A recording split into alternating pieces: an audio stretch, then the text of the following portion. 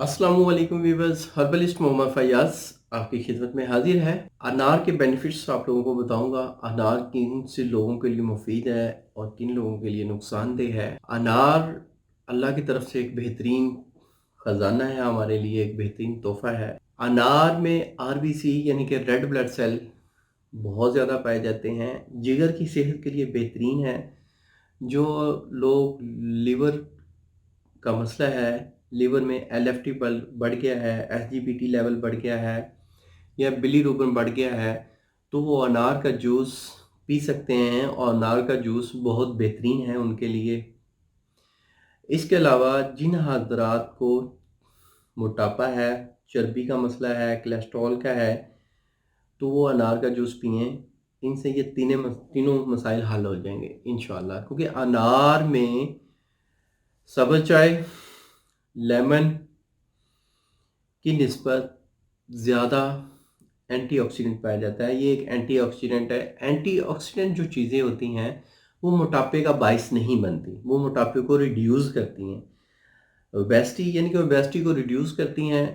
अगर मोटापा है या फासद मादे बन रहे हैं, कोई है मसाने में पथरी है या गुर्दे में पथरी आ गई है, तो अनार का जूस पीने से भी वो पथरी खारिज हो सकती है आपके यूरिन के रास्ते। तो जिन हज़रात को जलन होती है, पेशाब में जलन होती है, पेशाब जल के आता है, तो वो अनार का जूस पिएँ तो इंशाल्लाह वो हल हो जाएगा।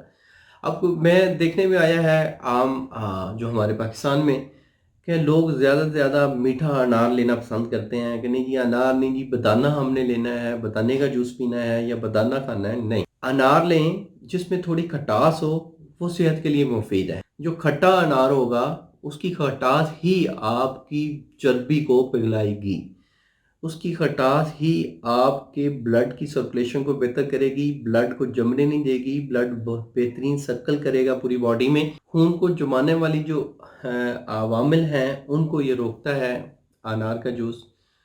तो आप अगर आपका वेट कम है, आपके लिवर भी सही काम कर रहा है, तो आपके लिए जो ये है अनार का जूस ये नुकसानदेह हो सकता है। जिनका वेट कम है वो अनार का जूस मत इस्तेमाल करें, क्योंकि अनार का जूस ज़्यादातर वेट रिड्यूस करता है, वेट गेन नहीं करेगा, वेट रिड्यूस करेगा। अक्सर देखने में आया कि जो कमज़ोर बंदा होता है, नहीं जी मैंने अनार का जूस पीना है इससे मैं ठीक हो जाऊँगा, नहीं। उन हज़रात के लिए बनाना का शेक बेहतरीन है, एप्पल का शेक बेहतरीन है, वो शेक पिएँ, अनार का जूस मत पिएँ।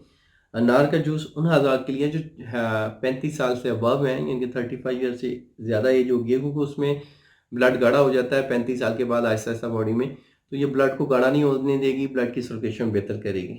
तो उम्मीद करता हूँ मेरी इस वीडियो को आप लोगों ने पसंद किया होगा। जिन्हें पसंद है वो लाइक ज़रूर कर दें, दोस्तों के साथ भी शेयर करें। मिलेंगे नेक्स्ट वीडियो में। अल्लाह आपका हामी नासिर हो।